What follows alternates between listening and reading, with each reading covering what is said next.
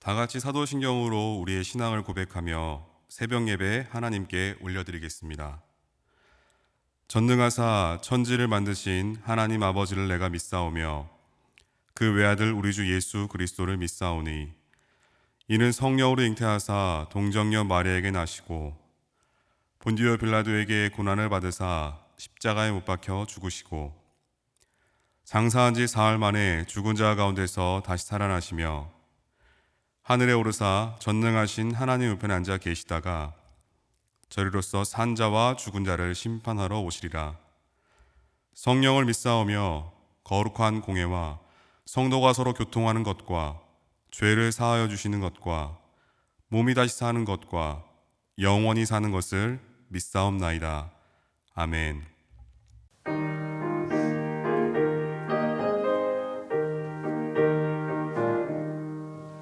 주의 말씀 듣고서 준행하는 자는 반석 위에 터닫고 집을 지은 같아. 비가 오고 물나며 바람 부딪혀도 반석 위에 세운 집 무너지지 않네. 잘 짓고 잘 짓세 우리 집 잘 짓세. 만세 반석 위에다 우리 집 잘 짓세. 주의 말씀 듣고서 행치 않는 자는 모래 위에 터닫고 집을 지은 같아. 비가 오고 물나며 바람 부딪히네. 모래 위에 세운 집 크게 무너지네. 잘 짓고 잘 짓세 우리 집 잘 짓세. 만세 반석 위에다 우리 집 잘 짓세. 세상 모든 사람들 집을 짓는 자니 반석 위가 아니면 모래 위에 짓네. 우리 구주 오셔서 지은 상을 주네. 세운 법도 따라서 영영상을 주리. 잘 짓고 잘 짓세 우리 집 잘 짓세. 만세 반석 위에다 우리 집 잘 짓세.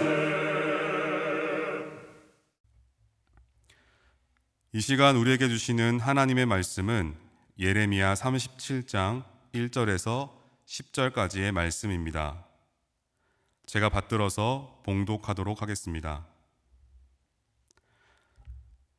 요시야의 아들 시드기야가 여호야김의 아들 고니야의 뒤를 이어 왕이 되었으니 이는 바벨론의 느부갓네살 왕이 그를 유다 땅의 왕으로 삼음이었더라. 그와 그의 신하와 그의 땅 백성이 여호와께서 선지자 예레미야에게 하신 말씀을 듣지 아니하니라. 시드기야 왕이 셀리미야의 아들 여후갈과 마아세야의 아들 제사장 스바냐를 선지자 예레미야에게 보내 청하되 너는 우리를 위하여 우리 하나님 여호와께 기도하라 하였으니 그때 예레미야가 갇히지 아니하였으므로 백성 가운데 출입하는 중이었더라. 바로의 군대가 애굽에서 나오매 예루살렘을 애워쌌던 갈대아인이 그 소문을 듣고 예루살렘에서 떠났더라. 여호와의 말씀이 선지자 예레미야에게 임하여 이르시되 이스라엘 하나님 여호와께서 이와 같이 말씀하시니라. 너희를 보내어 내게 구하게 한 유다의 왕에게 아뢰라. 너희를 도우려고 나왔던 바로의 군대는 자기 땅 애굽으로 돌아가겠고 갈대아인이 다시 와서 이 성을 쳐서 빼앗아 불사르리라. 여호와께서 이와 같이 말씀하시니라. 너희는 스스로 속여 말하기를 갈대아인이 반드시 우리를 떠나리라 하지 말라. 그들이 떠나지 아니하리라. 가령 너희가 너희를 치는 갈대아인의 온 군대를 쳐서 그 중에 부상자만 남긴다 할지라도 그들이 각기 장막에서 일어나 이 성을 불사르리라. 아멘. 말씀 전에 함께 기도하도록 하겠습니다. 아버지 하나님, 오늘 우리는 하나님의 말씀에 귀가 열려져 있는지 아니면 세상의 소리나 내 내면의 소리에 귀 기울여져 있는지를 돌아봅니다. 하나님의 말씀이 무엇라 말씀하신 대하여서는 굉장히 익숙하지 않은데 반해서 나의 소리와 세상의 소리에는 참으로 귀가 밝아져 있는 것들을 느끼게 됩니다.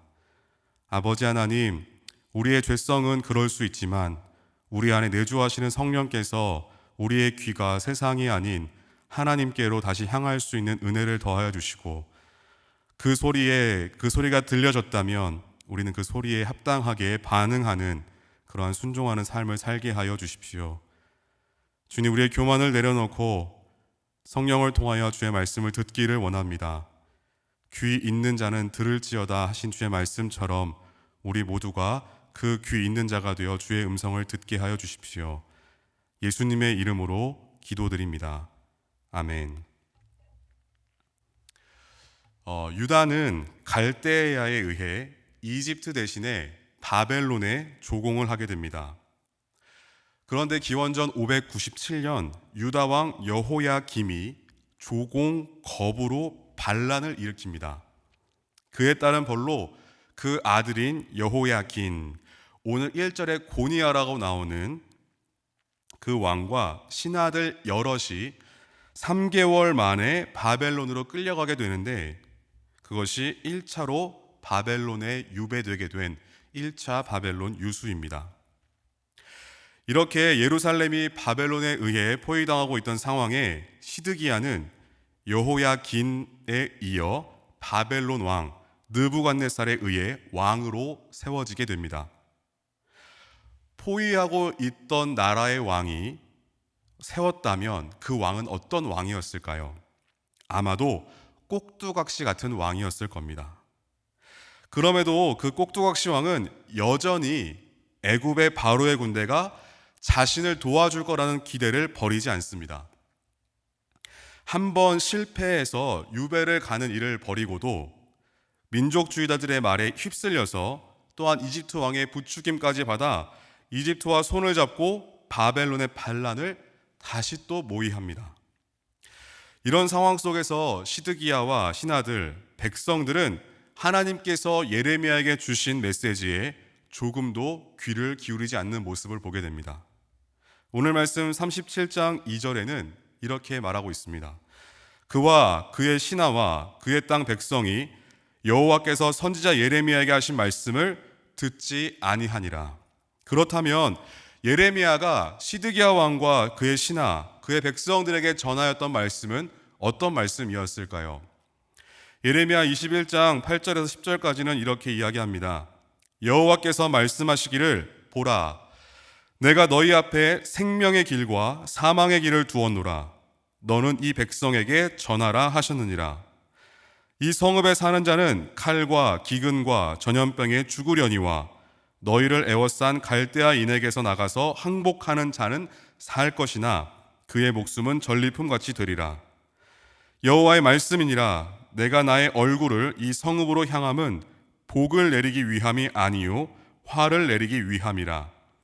이 성읍이 바벨론 왕의 손에 넘김이 될 것이요 그는 그것을 불사르리라.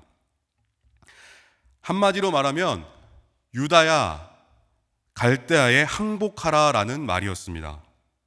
항복해야 산다는 말입니다. 항복하는 것이 생명의 길로 갈 수 있다라고 지금 예레미야는 이야기하고 있는 겁니다. 반대로 항복하지 않으면 사망의 길, 즉 죽는다는 말을 하고 있는 겁니다.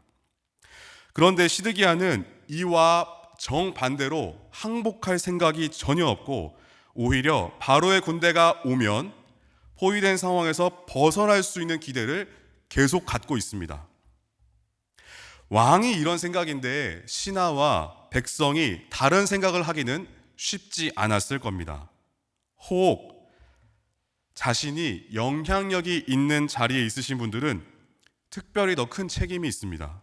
사장님, 상관, 부모, 사역자, 리더, 그런 분들은 한 사람의 개인이기보다는 영향을 주는 관계 속에 있기 때문에 그 한 사람을 통해 함께 살릴 수도 있고 함께 죽일 수도 있다는 것을 기억해야 합니다. 그렇기 때문에 하나님의 말씀을 정말 잘 들어야 합니다. 이런 상황에 항복하라라는 말은 그들이 듣고 싶어하는 말이었을까요? 당연히 귓등으로도 듣지 않았을 것이고 자신들이 가진 경험과 생각을 가지고 빨리 이 포위된 상황에서 벗어날 궁리만 하고 있었을 것입니다. 여러분은 다른 사람의 말을 잘 경청하십니까? 제가 신학교를 다니면서 동기들과 자주 했던 말이 있습니다. 우리가 지금은 그래도 순수하게 생각하고 순수하게 살아가려고 애쓰고 있지만 점점 나이가 들고 힘이 생기고 어느 자리에 오르게 될 때 우리는 변질될 수가 있을 텐데 그때 옆에서 꼭 정신 차려 라고 이야기해 주자라고 동기들과 많이 이야기했었습니다. 그런데 사람이라는 게 이미 변질이 진행이 되면 들으려고 하지 않고 들리지가 않습니다. 또한 자기가 얼마나 변한지도 모르고, 근데 그 모르는 건 사람들은 다 알지만 자기 자신만 모를 때가 굉장히 많습니다. 그러다 보니 점점 주위에는 더 자신을 위해 말해주는 사람이 적어지게 되고 외로워지게 되는 것입니다. 여러분 주위에는 이렇게 정신 차려 라는 말을 해줄 수 있는 사람이 있으십니까? 제가 청년들과 사역하면서 계속해서 권면했던 것이 무엇이냐면 우리는 서로 권면을 해줄 수 있는 사이가 되자라는 것이었습니다. 그런데 어느 날 나는 그 권면을 들을 수 있는 준비가 된 사람일까? 아니면 지금까지 나에게 해주었던 숱한 권면을 내가 잘 듣고 있었던 걸까? 라는 생각이 들었습니다. 청년들에게 여러분의 생각을 잘 이야기해 보세요. 우리 서로 이야기해서 수평적으로, 주도적으로 잘 조율해 봅시다. 그런데 시간이 가도 별다른 의견을 이야기하지 않는 겁니다. 그래서 대체 왜 이렇게 수동적일까? 왜 이렇게 의견이 없는 걸까를 생각하는 와중에 어떤 한 청년이 조금 저랑 친해지고 나서 그런 말을 해주더군요. 전도사님은 전도사님이 직접 원하는 게 있으시잖아요. 엄청 충격적인 한마디였습니다. 청년들은 나를 이렇게 보고 있을 수 있구나. 그런데 그 전도사님이 원하는 게 있잖아요 라는 이 한마디를 청년들은 나한테 왜 하게 된 걸까를 돌아보면서 저는 청년들 앞에서 분명 말로는 의견을 다 수용해서 조율할 것처럼 이야기했지만 사실은 내가 원하는 대로 계속 방향을 끌고 가는 일을 했다는 생각이 들었습니다. 그러니 어차피 저 사람은 자기가 원하는 게 있으면서 우리가 하는 말 안 들을 거면서 왜 이야기하라고 하지? 라는 생각이 들었을 겁니다. 또는 청년들이 정말 자신의 의견을 이야기했을 때 나는 받아들일 수 있는 걸까? 즉, 나는 내가 원하는 게 아닌 의견을 들었을 때, 혹 내 의견과 반대되는 의견을 들었을 때 수용할 수 있는 사람일까를 생각해 보니까 나 스스로가 준비가 되어 있지 않은 것을 발견했습니다. 그렇다면 나를 바라보는 청년들 또한 어차피 이야기해도 소화가 되거나 조율이 잘 되지 않을 거라는 생각을 했을 듯합니다. 여러분은 여러분 스스로를 잘 듣는 사람이라고 생각하시나요?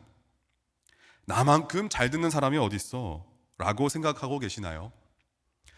그런데 그건 내가 판단할 수 있는 부분이 아니라 내 주위에 있는 사람들의 객관적인 답변이 필요합니다. 그래서 옆에서 이야기해주는 사람이 너무나도 중요합니다.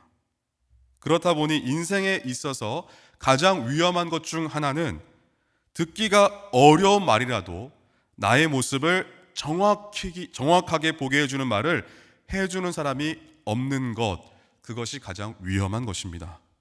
동료, 가족, 동력자, 그 누구라도 있다는 것은 정말 큰 복입니다. 때로는 그 말이 너무 정확해서 받아들이기 힘들 때도 많지만 그 이야기를 안 해주는 것보다는 해주는 편이 훨씬 더 낫습니다. 시드기야 왕, 그의 신하, 그의 백성들은 하나님께서 예레미야에게 하신 그 말씀을 전할 때 듣지 않았습니다. 결국은 그 말을 듣지 않으면서 어떤 요청을 하고 있습니까?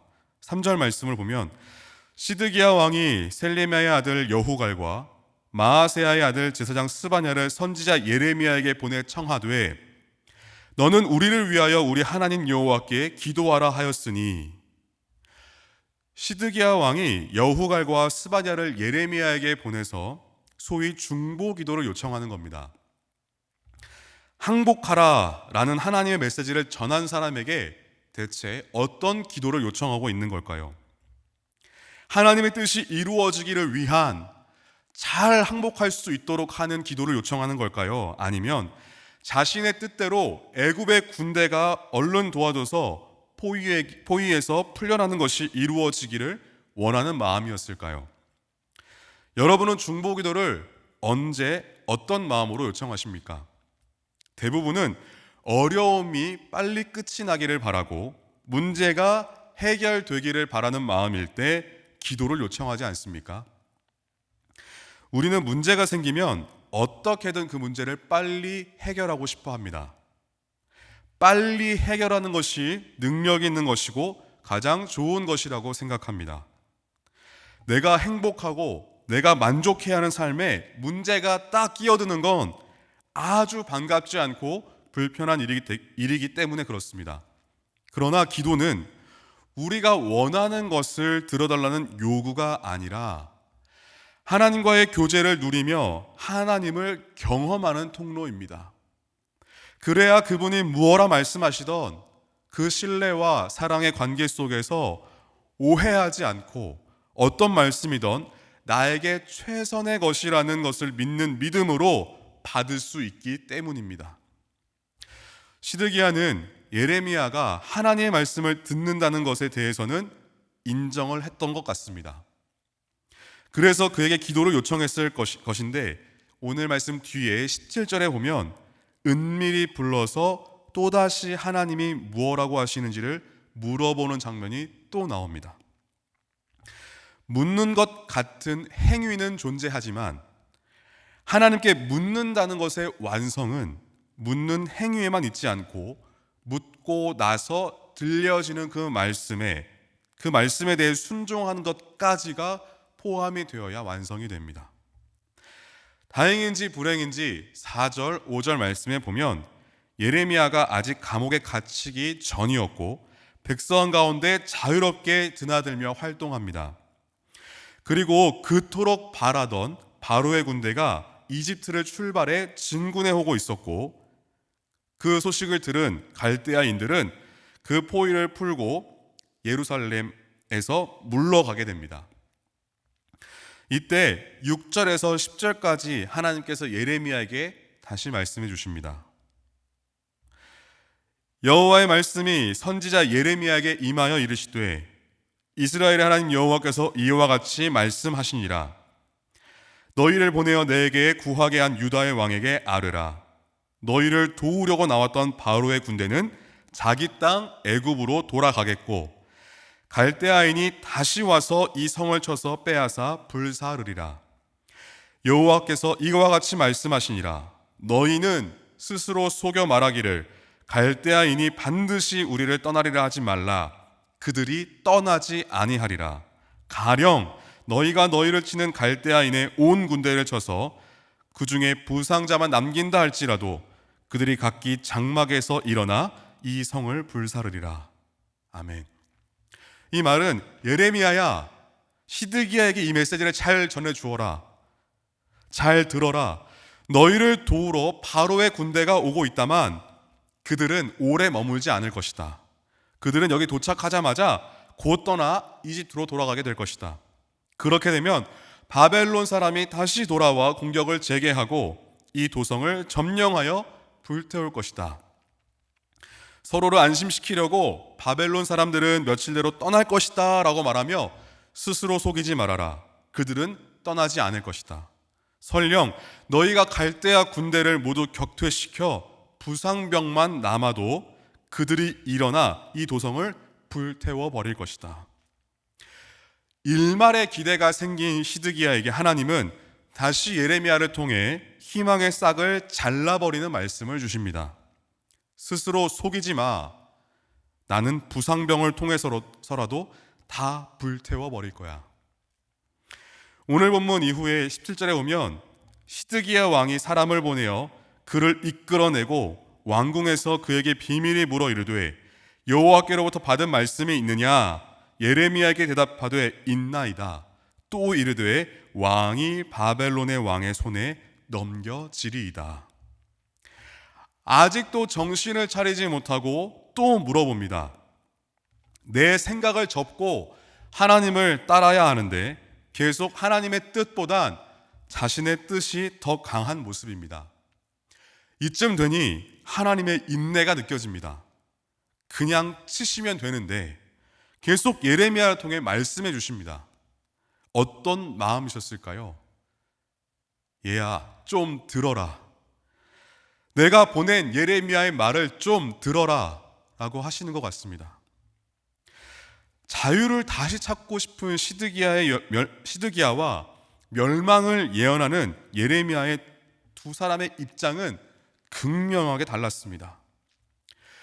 예레미야 입장에서는 동족의 멸망을 예언해야 하고 항복하라는 메시지를 전하는 게 편했겠습니까? 매국노, 패배주의자, 그렇게 보여지게 되고 안전의 위협을 당했을 텐데 말입니다. 그럼에도 이 말을 계속해서 할 수밖에 없던 이유가 있습니다.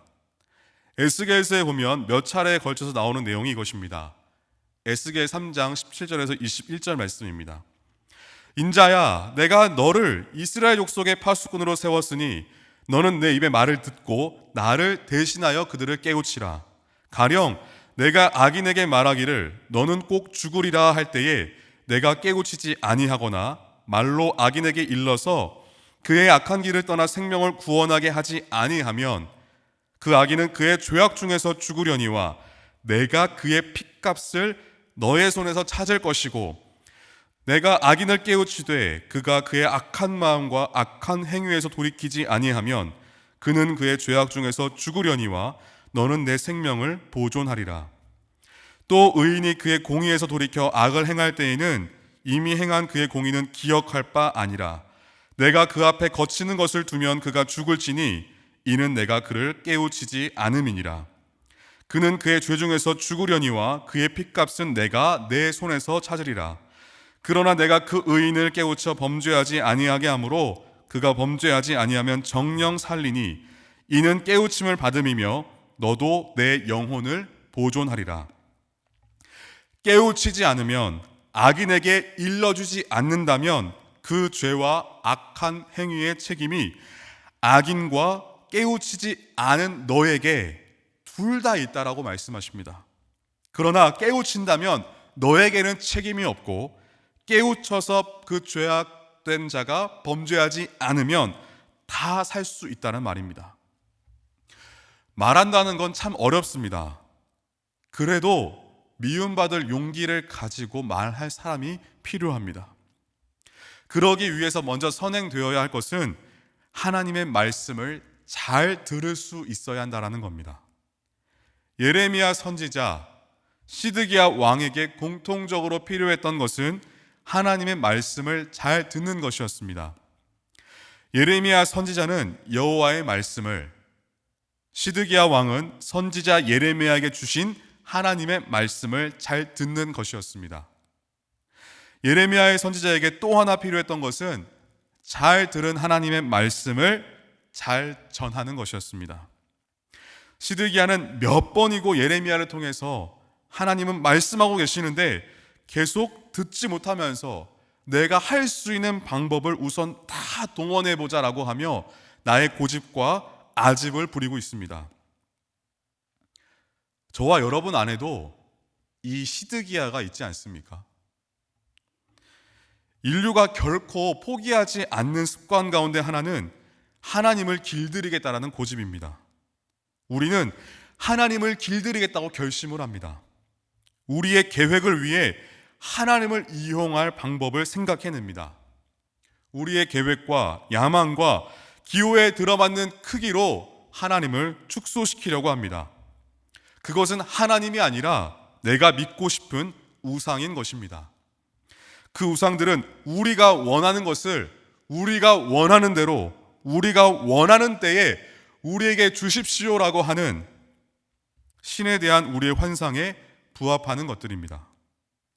하나님이 우리의 계획에 딱 들어맞으실 리는 전혀 없습니다. 오히려 우리가 그분의 계획에 맞추어야 합니다. 우리는 하나님을 이용할 수 없습니다. 우리가 해야 할 일은 하나님께서 포로로 보내시던 항복하게 하시던 이 모든 것이 인간의 머리로는 이해가 안 될 수 있지만 우리를 위해 하시는 일이라는 것을 믿고 받아들여야 합니다. 그리고 내가 듣고 싶은 것만 골라 듣는 것이 아니라 하나님이 우리에게 하시는 말씀을 잘 들어야 하며 잘 말해야 합니다. 여러분, 하나님의 음성이, 하나님의 마음이 우리에게 들릴 때 우리는 기쁠 수도 있지만 엄청 불편할 수 있다는 걸 기억하고 인정해야 합니다. 하나님은 사랑의 하나님이시지만 공의의 하나님이십니다. 그 하나님은 우리를 심판과 진노에 두고 싶지 않으셔서 우리의 모든 죄를 아들 예수님을 제물로 삼으사 그 모든 죄를 그 예수님에게 전가하시며 우리를 의롭다 하시는 아주 바보 같은 아버지이십니다. 하나님이 주시는 마음이 혹 불편할 때 하나님께서 이런 말씀을 주시는 이유가 있을 거야. 그거 나를 죽이려고 하는 게 아니라 살리려 하시는 거야. 라는 그 믿음이 우리에게 있기를 바랍니다. 그래서 오늘 하루 말씀을 통해 하나님께서 주시는 마음에 귀 기울이는 저와 여러분 되시기를 간절히 소망합니다. 다 같이 주기도문 하시겠습니다. 하늘에 계신 우리 아버지여, 이름이 거룩히 여김을 받으시오며 나라가 임하시오며 뜻이 하늘에서 이루어진 것 같이 땅에서도 이루어지이다. 오늘 우리에게 일용할 양식을 주시옵고 우리가 우리에게 죄 지은 자를 사하여 준 것 같이 우리의 죄를 사하여 주시옵고 우리를 시험에 들게 하지 마시옵고 다만 악에서 구하시옵소서. 나라와 권세와 영광이 아버지께 영원히 있사옵나이다. 아멘.